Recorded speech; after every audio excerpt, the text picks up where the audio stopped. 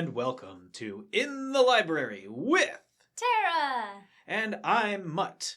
And we have with us today our very special guest, Deb Weilnau. Hello, Deb Weilnau. Are you sure it's pronounced Weilnau? Yes. Well, it all depends what country you're from. Okay, so if you're in Germany, it's Weilnau because the W is actually a V. What is it that brings you to the podcast today? Well, I am a local author. Recently moved to Lambertville, Michigan about 2 years ago, and I started my journey as a children's book author in 2023. And last year was my Go Big or Go Home year, and so I'm here to talk about the 8 books that I've written and what's to come in 2026. Now, what I find interesting is your background is not in writing or journalism. So what happened in around 2023 that made you say, I'm going to sit down and I'm going to start cranking out these books? So the weird thing is what most people don't know is I'm an academic nerd. Okay, so academia saved my life. So I got my undergraduate degree in 2014 from Heidelberg University, and then in 2016 I went back and got my MBA, and then I went back to school again in 2021 to get a doctorate. Well, that doctorate didn't work out, so I went into another program. It called Transdisciplinary Practice. It was a Master of Science in Hedron, London. Ooh, fun. So Middlesex University became kind of my home, and my dissertation topic or thesis was called The Entrance of My Genuine Self. Mm-hmm. And I started to take a look at the person I became because of my career path. Mm-hmm. Because we got to choose what our topic was on. And during that time frame, I took a job as a project manager, and I started to travel almost weekly. Somebody who never traveled before is now traveling weekly all over the country. And found myself on planes a lot and having time to just kind of think about things. And I have a disabled kitten, or he's not a kitten anymore, but Tinker, who was thrown out of a car at 2 months old. Aww. And he has a cleft palate. Some teeth are missing because he was thrown out of a car. His third eyelid is missing. He can't really see really well out of it. And he also has a torn diaphragm. Now, I also have a fabulous aunt who pushes me to do all kinds of weird stuff, outside of my comfort zone, of which, you live on the fringe, that's where you're living. And I wrote the story on a plane, Tinker's Triumph on a plane, and I shared it with her. And she goes, you need to get this published.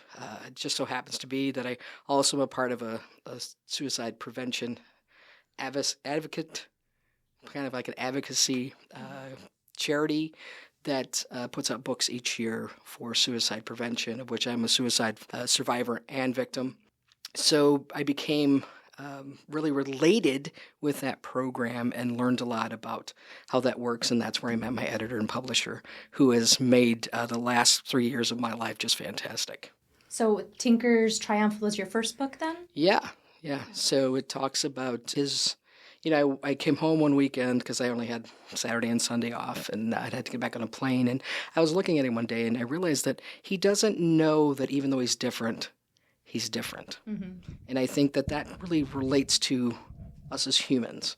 If we don't see ourselves as fat or thin or, balding or having too much hair, it does, I think it's one of those things where if we don't listen to somebody else's criticism of us, then we don't really realize it, and we just live our lives. Mm-hmm. So that was kind of started it. Well, what I love is, I think we have 8 of your books. That's how many we have. Yeah. So here at the library, if you want to check out some of her stories, we have 8 in the children's area. And what I absolutely love is that you have a variety of topics, variety of animals. There really is something in there for each child to get excited about. I was telling you before that my favorite book of yours is Filled with Grace, The Loss of a Sibling.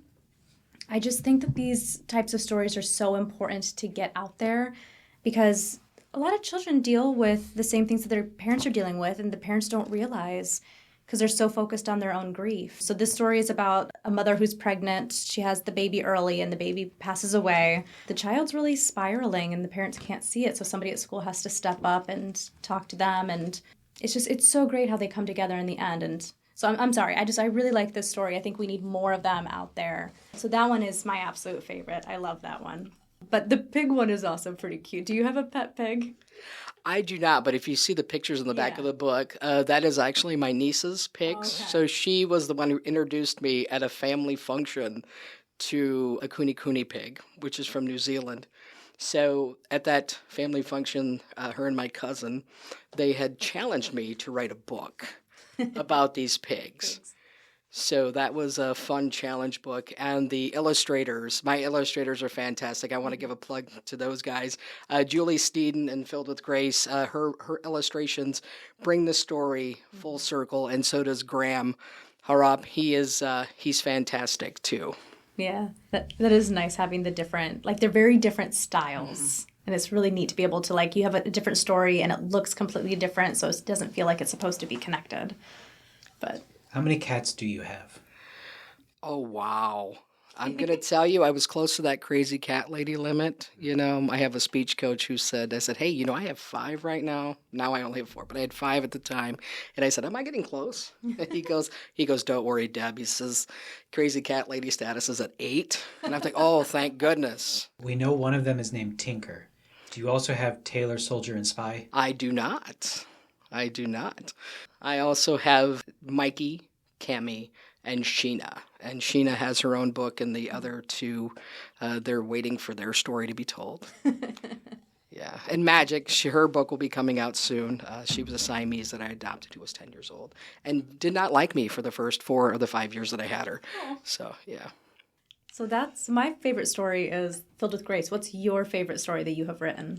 The next one I'm about to write. Oh. You know, I always, what happens is I go to a lot of crafting events. And like I said, last year I really started to go to crafting events to start to sell the books and getting into schools and talking to kids. Because as a children's book author, you guys may or may not know is you don't start to write children's books because you think you're going to be rich. Yeah. You write it because of the messages that you want to put out there in the world, and you see that children need to hear these positive messages. But it's not just the children, it's also the parents. So when I go to events, people will walk up to me and say, hey, do you have a book on this?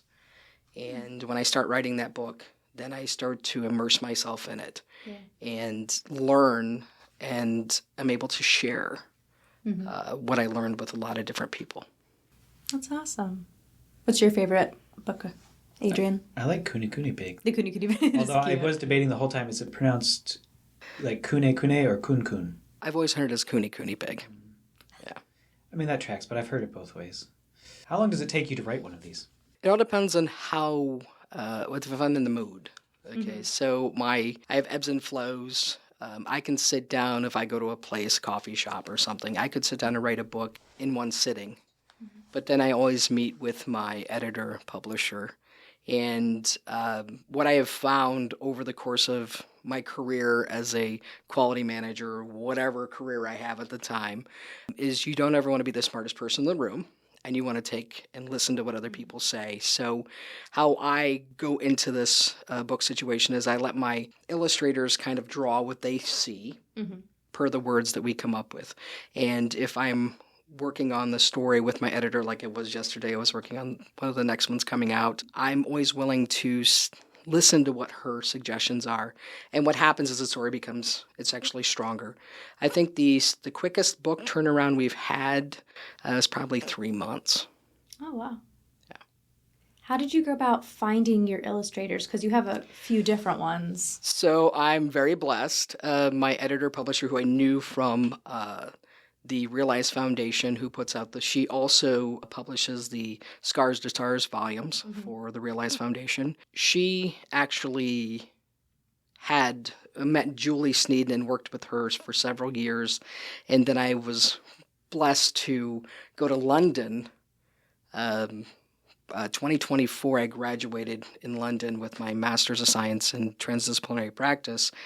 And I was just joking around with her, and you guys probably do the same thing. I recently got on Facebook, probably since 2020, and people will say, hey, I'm doing this. And I'll say, hey, I want to do that someday. But then when they send it to me, it's like, we're ready to do this? It's like, oh, I said yes.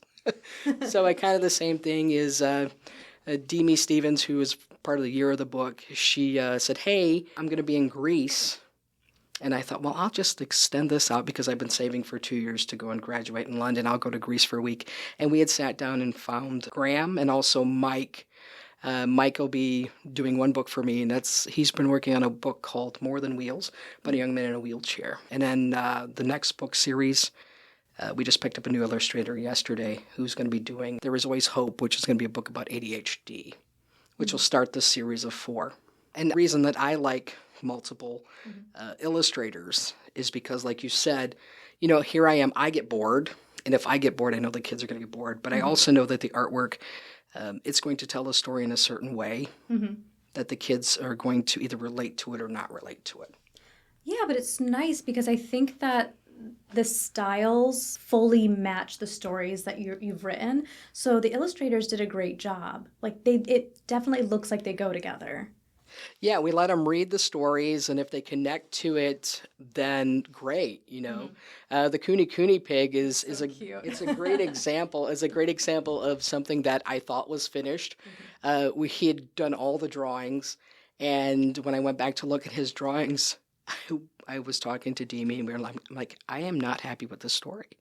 So we went back and we rewrote the story because his illustrations told a better story than I did. And that's where you have to have your team and come back together and be willing to work and put out something that's very strong, and your message has to stand out. That's awesome, though, because that'd be really hard to do after something that you spent so much time working on and pouring your heart into, like being able to step back and be like, I need to change this to make it different or better. Yeah, I mean, but it's one of those things where if they tell the story better, I want them to catch that. I want them to say, hey, you can do better. Yeah. But oh my God, that Cooney Pig is so cute. Yeah. I love it. But it's also telling the kids about, because a lot of times I think we adopt animals and we're not prepared for them. Yes. Okay. A cute little piglet. Yeah. But if they're 400 pounds, whoa. Mm-hmm. I am currently holding My Dad Doesn't Wear a Cape, written by Deb Weilnau. Or Weilnau. I've heard it both ways. So, is the man depicted in this, is this your father or someone you know, or? The story started out as, a single mother of 3. And then when we were going through to finalize it, we decided that it should be My Dad Doesn't Wear a Cape sounds better. And I don't think that men, get recognized for being in that role. I know people who are single parents, and I know how hard it is for them to do that. But I also know that it's important for the kids to kind of come back and understand that Dad he has a hard time. Just because he says, hey, I can't do this or we can't do this, look and see what you have, and love is so much more important. But yeah, it's kind of based off of somebody I do know. That you did that very well. Most of the book is very happy and uplifting. It's like my dad does this and he's great. But there are just I think 2 different moments where it makes it serious, and it talks about how sometimes my dad has a really hard time. But then on the next page it's but he always makes time to have a movie night with me. So I think it's a really easy way for children, especially children who do come from single family households, to kind of see that, and it's still keeping it uplifting, but it's kind of showing those moments and being it's not as easy as they make it seem to be. Yeah, and Graham, this was the first book that he worked on with me, and he just knocked it out of the park. Yeah. He's a comic strip writer from Vancouver, Canada, so it's kind of neat to see him take that and turn it into a children's book, and we were the first ones to give him an opportunity to do that. Mm-hmm. So, and I'm going to keep him on. I'm going to keep him busy. Yeah.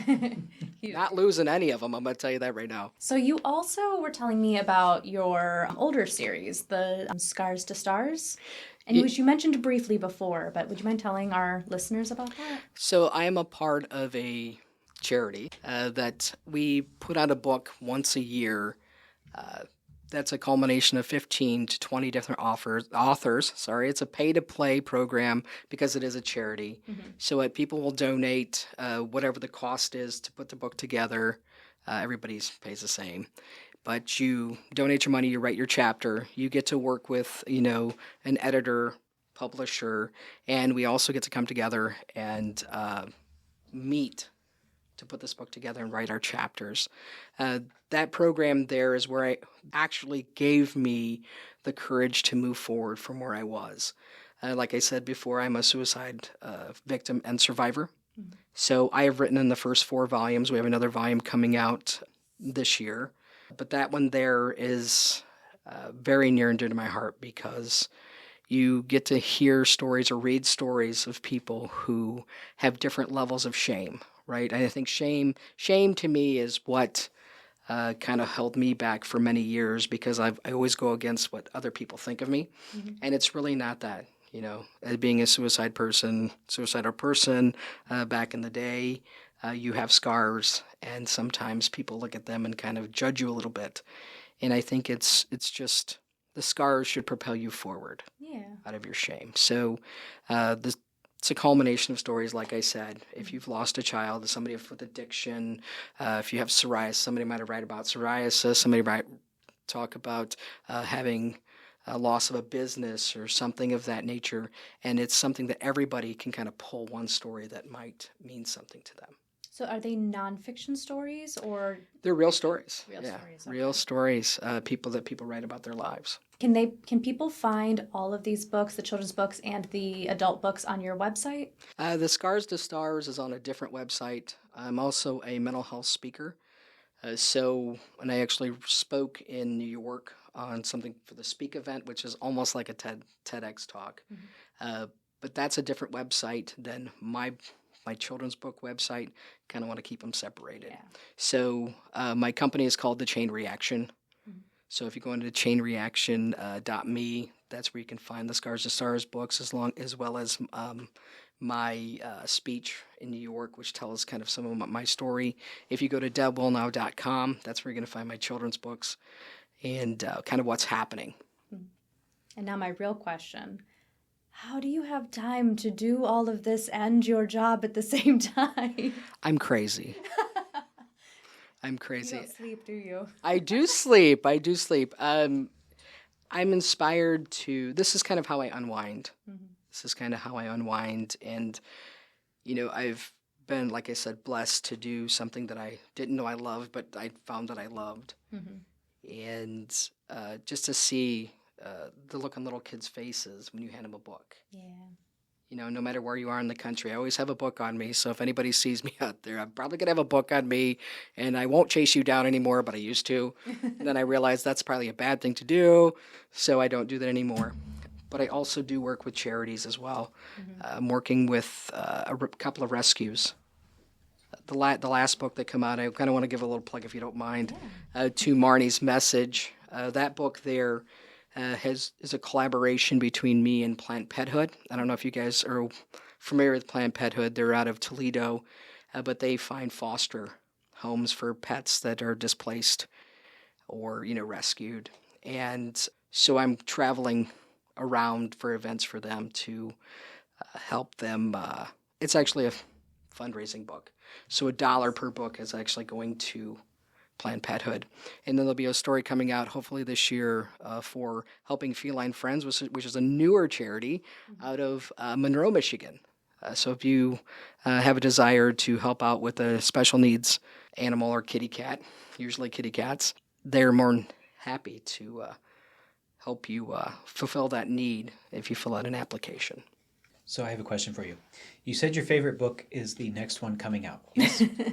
So of the ones that have come out, which one tastes the best? Which one tastes the best? Which ones taste the best?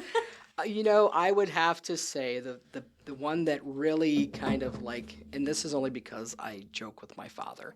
So Tinker's Charm is he does not know this really. I think my mom might have told him, but he did not know it when it came out. But Tinker's Charm is about my father.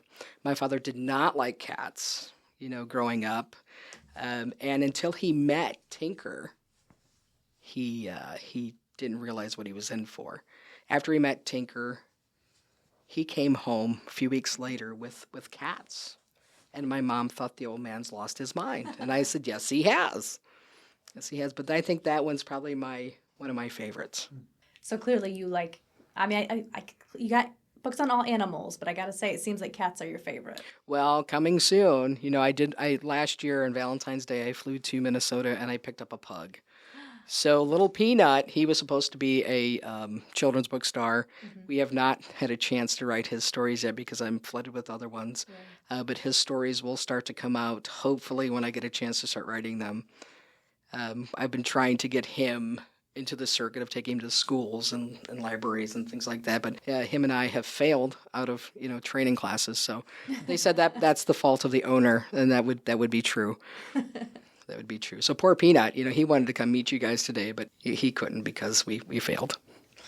I would have been so distracted and just playing with him, and I've been like, "You guys do the podcast. I'm just gonna hang with the pug." Oh, he would have loved it. He's like a people magnet. All right. We are at time, so we're gonna switch gears and talk about what's going on at your local library. Coming up at the Ida Branch Library is Sew a Pillowcase. This will be on Monday, February 23rd at 5 p.m. We're sewing up a cute pillowcase. These are so easy and fun to make that you'll want to make more once you learn how. Bring your sewing machine and supplies, and there is a supply list available at the time of registration. First up from me, I have First Fridays 50% off. All books at the Friends of the Bedford Library book sale room are 50% off the regular requested donation on the first Friday of every month. Support your local library. Every purchase goes directly back to the library for programming. Remember, books make great gifts. Coming up at the Vivian Branch Library is Exploring with Paint. This is an ongoing program. It's the fourth Wednesday of the month at 4 p.m. Are you looking for something to do? Join us on the fourth... You're not? It sounds like fun to me. Join us on the fourth Wednesday of the month from 4 to 6 p.m. at the Vivian Branch Library. We will explore your hidden talents with paint. All supplies are provided. The Bedford Branch Library is pleased to present Teen and Tween Chess Club. Join us on the first and third Thursday of every month for Teen and Tween Chess Club. Game sets, boards, and chess clocks will be provided. Intended for ages 10 to 16. No registration is required. Begins at 2:30 p.m. and runs until 4:30 p.m. See, I can't do that fun voice. My voice doesn't go that low. Boo. It makes it seem dramatic, doesn't it? It does. I can't do the dramatic. Coming up at the Bedford Branch Library is the Children's and YA Book Swap. This will be on February 23rd from 6 to 7:30 in the community room. In the community room. Blah, Blah, blah, blah. blah. Bring your children's, juvenile, and young adult books and swap them for new ones. This event is for families and teens. Light refreshments will be served. For rules and registration, please check out the calendar. And we have little flyers at our branch. This is a really fun event. We just did one for adults, which I absolutely love. And this is going to be our very first one that we're doing with kids' books. So come on out and swap some books around. So you didn't like the dramatic read? No, I So did. I'm saying I can't. We're going to go for a warm read. The Erie Branch Library is pleased to present Shrinky Dink Drop-In, coming Monday, February 23rd, 2026, from 3:30 p.m. to 5 p.m. Drop in any time between 3:30 and 5 p.m. to create your own Shrinky Dink, draw, color, and watch it shrink, then turn it into a keychain, earrings, or a fun mini keepsake to take home. This is for all ages and will be again at the Erie Branch Library. I don't like the warm read. It's coming across more creepy than warm. It's supposed to help them connect, like, oh, this person really means it. I think you're better with the drama. We could do a professional read. Erie Branch Library is pleased to present Shrinky Dink Drop-In, coming Monday, February 23rd, No, I'm kind of falling 2026. See? I give up. That's neither here nor there. If you happen to be listening on YouTube, please be sure to like and subscribe and hit the ring bell for notifications. It really helps us out. If you've read any of Deb Weilnau's, I pronounced that all wrong just there. Yes, you did. I know, I've heard it all the ways. Deb Weilnau's books, please let us know which ones in the comments down below. And if you have any suggestions for our upcoming 2 videos, please let us know also in the comments down below. If you are listening on Spotify, please like our episode and please like the actual podcast. It'll help us with that algorithm thingy-majigger. You pronounced that all wrong. We're both here together. Same boat. we certainly thank you for listening. And this has been In the Library with Tara! And I'm Adrian. And we would like to thank our special guest, Deb Weilnau. There's a pause.